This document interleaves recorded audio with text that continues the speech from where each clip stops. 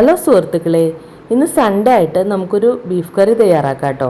അപ്പോൾ അതിനായിട്ട് ഞാൻ കുറച്ച് സാധനങ്ങളൊക്കെ എടുത്തു വെച്ചിട്ടുണ്ട്. 1 കിലോ ബീഫാണ് ഞാൻ അതിനുവേണ്ടി വാങ്ങി വെച്ചിട്ടുള്ളത്. ബീഫ് നല്ലതുപോലെ കഴുകി വൃത്തിയാക്കുക കേട്ടോ. അപ്പോൾ ഞാൻ ഇതിലേക്ക് തക്കാളി ചേർത്ത് കൊടുക്കുന്നുണ്ട്. തക്കാളി ഉണ്ടെങ്കിൽ 1-2 ചേർക്കാം. പിന്നെ കുറച്ച് കുഞ്ഞുള്ളി ആദ്യം ചേർത്ത് കൊടുക്കുന്നുണ്ട്. കുഞ്ഞുള്ളി നന്നാക്കാൻ മടിയില്ലാത്തവർക്ക് ഒരു 10-20 കഷ്ണമൊക്കെ ചേർക്കാം കേട്ടോ. ഞാനിപ്പോൾ ഒരു 10 കഷ്ണം ചേർത്തിട്ടുള്ളൂ. അപ്പോൾ ആദ്യം ഇതിലേക്ക് കുറച്ച് ഉപ്പിട്ട് കൊടുക്കുക. ഉപ്പിട്ട് കൊടുത്തതിന് ശേഷം നമുക്ക് പൊടികൾ ഓരോന്നായിട്ട് ചേർത്ത് കൊടുക്കാം. മഞ്ഞൾപ്പൊടി, ആവശ്യത്തിനുള്ള മഞ്ഞൾപ്പൊടി ചേർക്കുക. പിന്നെ കുരുമുളക് പൊടി, പിന്നെ കുറച്ച് ഗരം മസാല, ഇതൊക്കെ ചേർത്ത് കൊടുക്കുക കേട്ടോ. പിന്നെ നമ്മൾ നേരത്തെ തന്നെ കുറച്ച് ഇഞ്ചി പച്ചമുളക് പേസ്റ്റും ഉള്ളിയൊക്കെ ഒന്ന് ക്രഷ് ചെയ്ത് വെച്ചിട്ടുണ്ടാവുക. അപ്പോൾ അതെടുത്ത് ഇതിലേക്ക് ചേർത്ത് കൊടുക്കുക കേട്ടോ.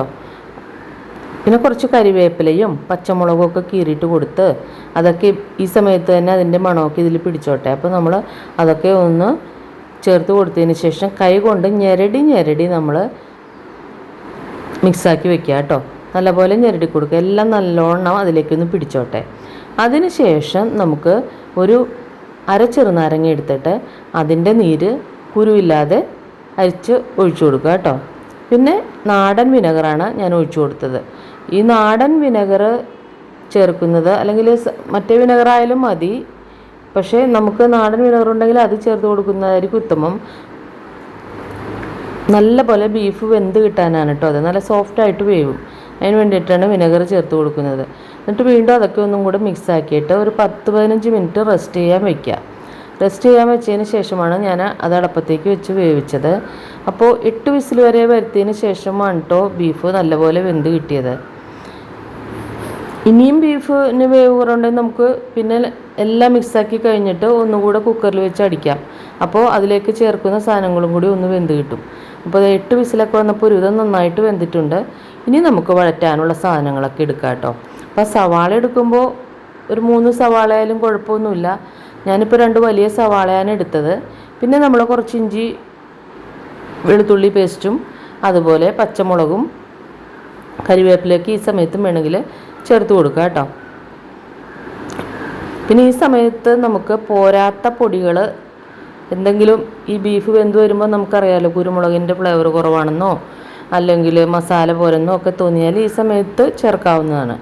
അപ്പോൾ ഇത് നല്ലപോലെ വഴറ്റുക. അപ്പോൾ വഴറ്റുന്ന പരുവം എല്ലാവർക്കും അറിയുന്നതാണല്ലോ. വഴറ്റിയിട്ട് ഒരു റെഡ് കളറാവുന്ന വരെ, അല്ലേ, ഒരു കളറ് മാറുന്ന വരെ നമ്മൾ വഴറ്റും. അതല്ലെങ്കിൽ നമുക്ക് നല്ലപോലെ സവാള വെന്ത് കിട്ടുന്ന പരുവത്തിൽ വഴറ്റിയാലും മതി കേട്ടോ. കാരണം നമ്മൾ പിന്നീട് കുക്കറിലിട്ട് അടിക്കുമ്പോൾ വെന്ത് കിട്ടിക്കോളും. അപ്പോൾ സവാള ചേർക്കുന്നത് കൂടുതൽ നല്ലതാണ്. കാരണം ഗ്രേവിക്ക് നല്ല കൊഴുപ്പുണ്ടാവും. അപ്പോൾ ഞാൻ ഈ കളറൊക്കെ ഏകദേശം ആയപ്പോൾ അതിലേക്ക് പൊടികൾ ചേർത്ത് കൊടുത്തു കേട്ടോ.